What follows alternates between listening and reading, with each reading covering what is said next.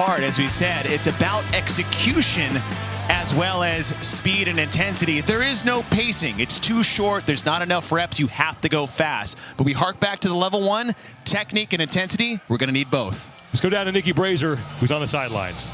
When we talked to Adrian Bosman about this event, he made it clear you can't really win it on any one specific movement, but you could lose it on either of the three. So these athletes will have to be perfect if they want to execute here well. That creates a certain kind of pressure, and we've seen what that unbroken type of pressure looks like if you look back on day one with double unders and handstand movements. We're going to have to see who can execute perfectly here. Here's your start list for heat number one. The women are all going to go back-to-back. We'll have one heat, then during the rest period for heat number one, heat two will come out and they will go through their first round. A 2-minute time cap, then 4 minutes of rest. And here we go.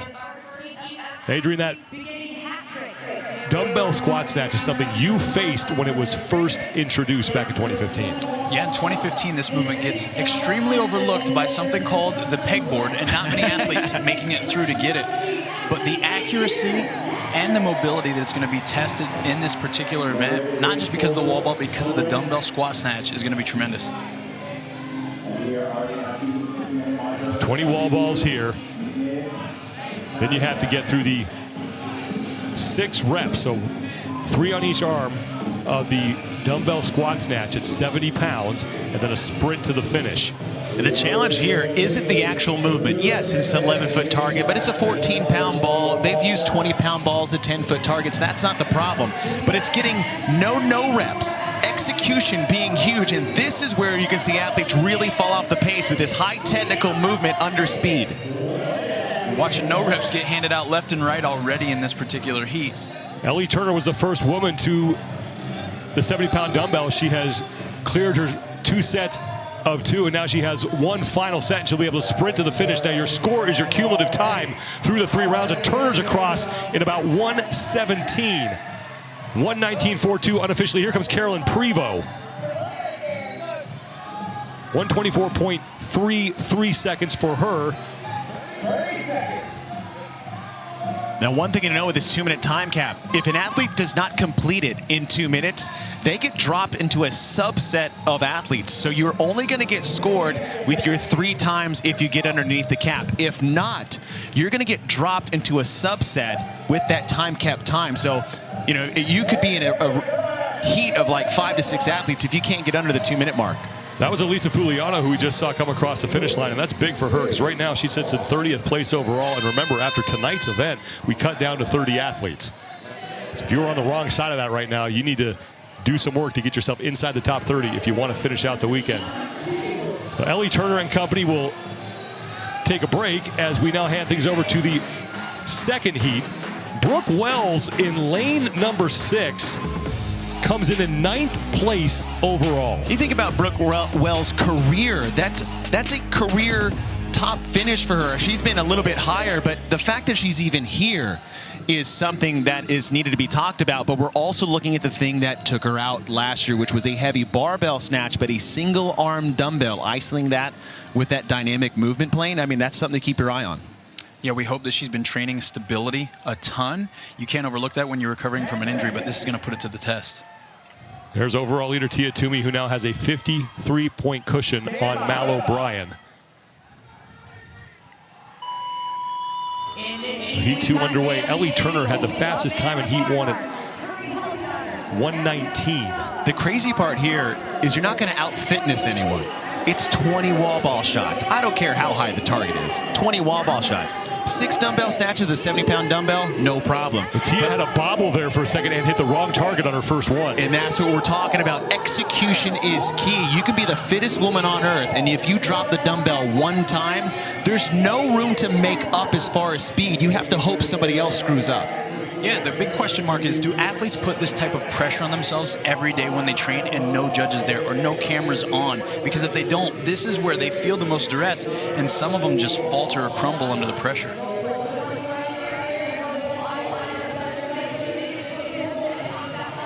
Mal O'Brien, Ariel Lowen, Tia Toomey, Danielle Brandon all moving to the double at the same time, and Laura Horvath at the far end of the field was there as well. Toomey threw her first 2 reps, as is Mal O'Brien.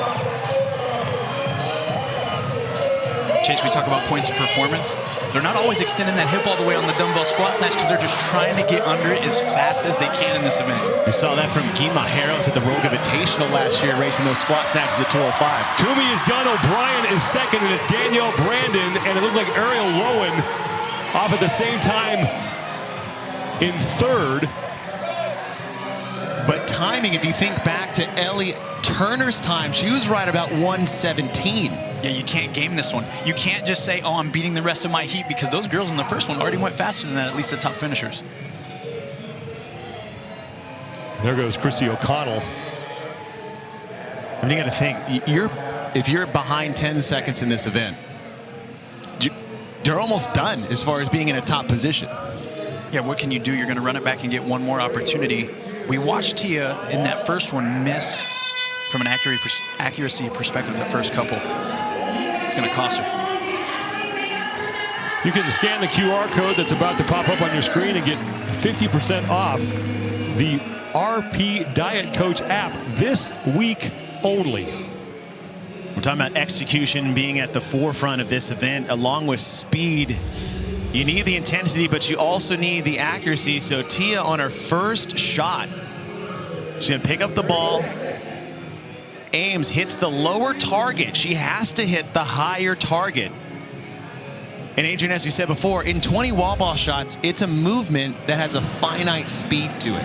You're not going to gain time on someone. And when we speak execution, it's like you have to be unbroken. You can't really go faster than anybody. So a misstep like that, if nobody else falters, you can't make that time up. You can't make it up. The run just isn't far enough, and it doesn't take the elites long enough to do the squat snatches. Second round for heat number one is now back underway. Ellie Turner had the fastest time in heat one at 119.42 seconds. Now, I think we'll see most of our mistakes happen in the first round and get cleaned up in the second round. I agree. It's ironic with our sport, right? We kind of get settled in and we're used to repetitive reps. A lot of times it's not the first rep that's the cleanest. It's the second, third, or the fourth rendition that seems to be optimal.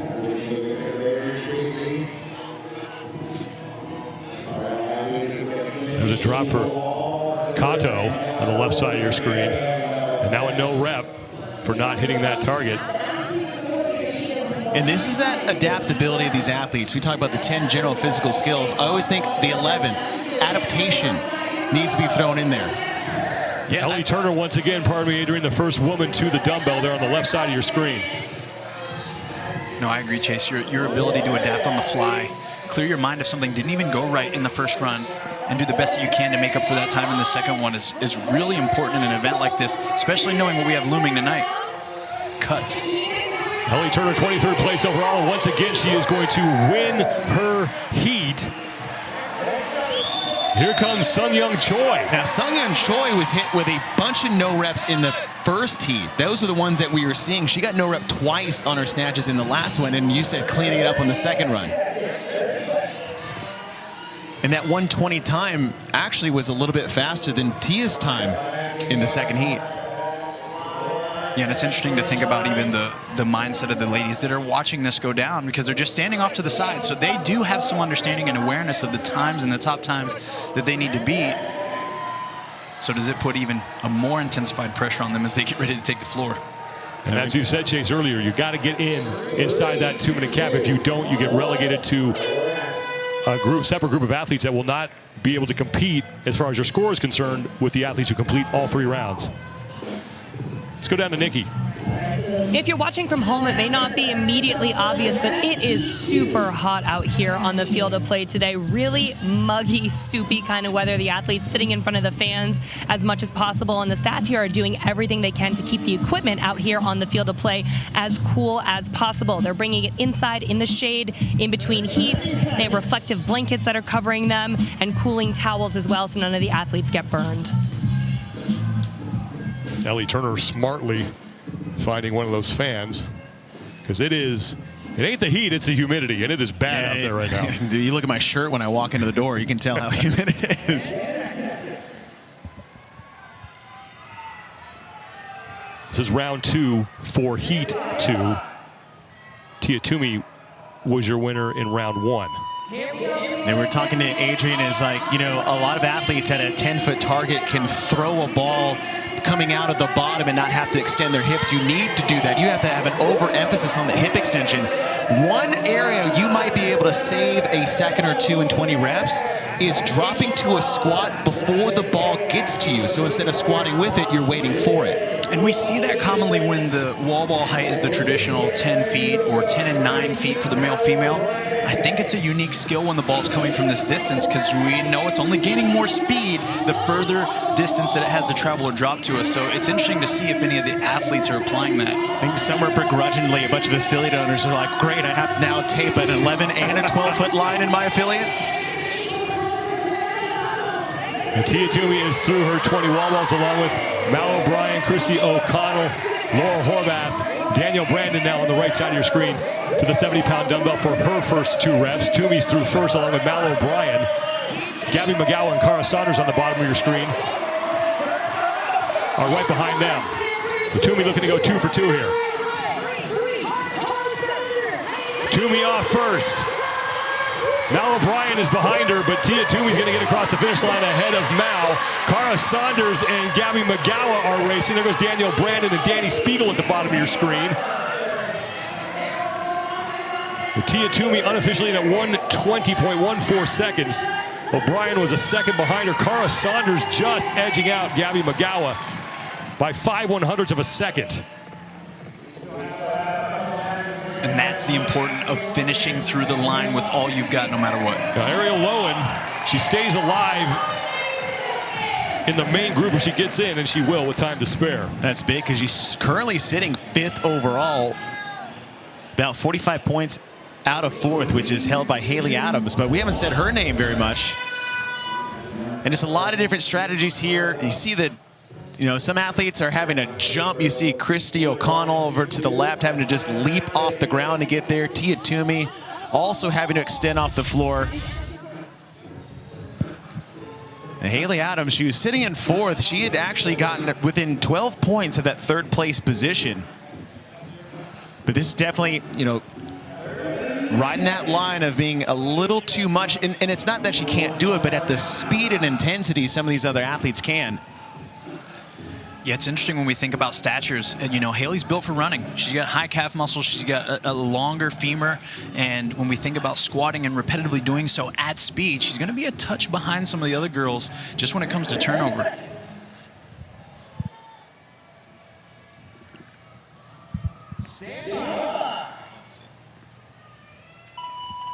Final round for Heat 1. Ellie Turner, like Tia Toomey, has won the first 2.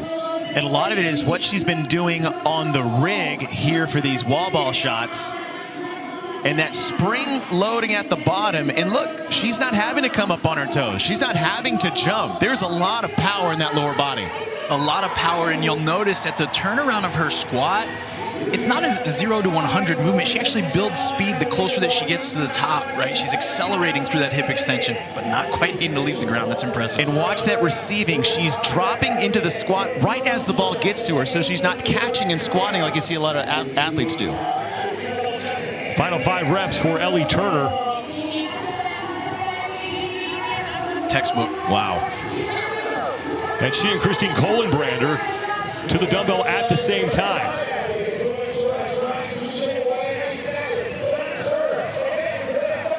You know, Adrian, talking about the unfamiliarity in round 1 being an issue, clean it up in round 2, but what about the pressure for round 3?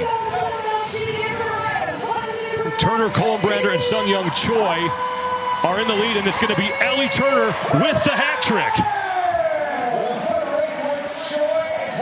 Choi and Kohlenbrander across behind her, so Ellie Turner, we know, will have the fastest time out of Heat 1. Times are being kept out on the field, so we won't know the total until this is all said and done, but Ellie Turner with a time of 1:18.36 seconds in that round, but we have to total up all 3 rounds. But just the consistency of Turner, she was, what, 1:17 on the first round? Same thing. She hasn't been outside of 2 seconds of all 3 attempts here. Great sprint at the end by Rebecca Fuselier. And she's able to sneak ahead of Victoria Campos. And that's it for the women of heat number 1. Well, Ellie Turner 3 for 3 in heat 1. Tia Toomey looking to go 3 for 3 in heat number 2. You got to imagine Ellie Turner in the back before this workout got going. She knew what was going down. Tia Toomey grabbed the overall lead yesterday after the Capital event, but just barely. But since then, she has been moving farther and farther away from Mal O'Brien, who currently sits in second place by 53 points.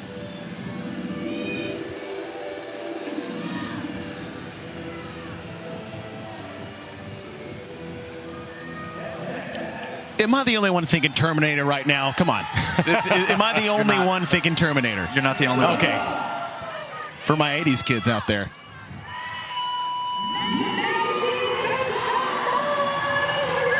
Final round is underway. Sprint down the field and then the 20 wall balls. Execution. And there's a miss right off the bat. The second time that Toomey has missed her first wall ball shot. And listen, if you're face-to-face with your competitor, you can hear the no rep get called. And for Mal O'Brien, she needs to be able to take advantage. It might be a second or two, but every second counts. Literally every second counts. And what's ironic is you can't even get upset with yourself when you get the no rep. You have to immediately focus and continue on as accurately as you can. She just got another one. That's 3.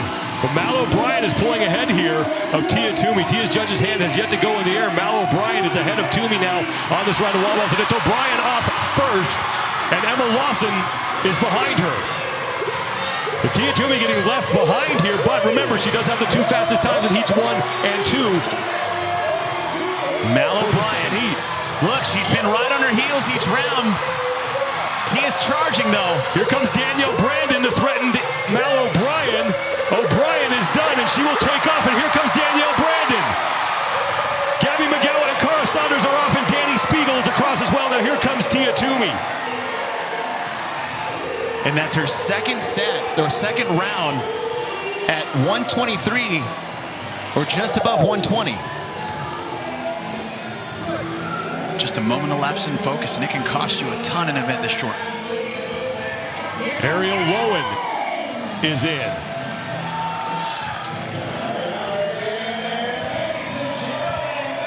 Mal O'Brien at 119.84 seconds in that third and final round.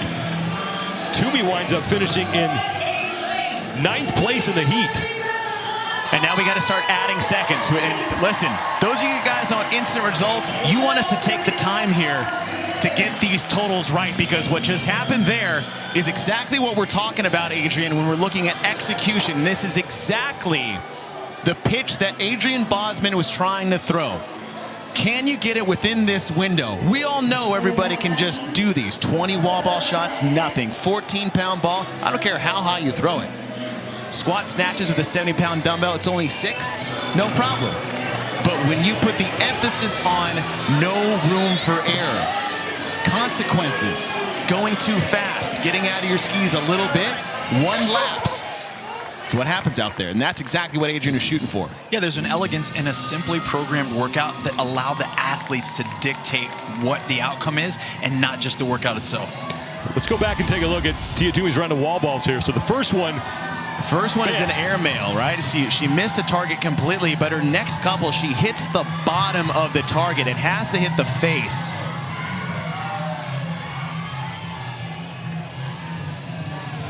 Right at the bottom. It's got to be careful.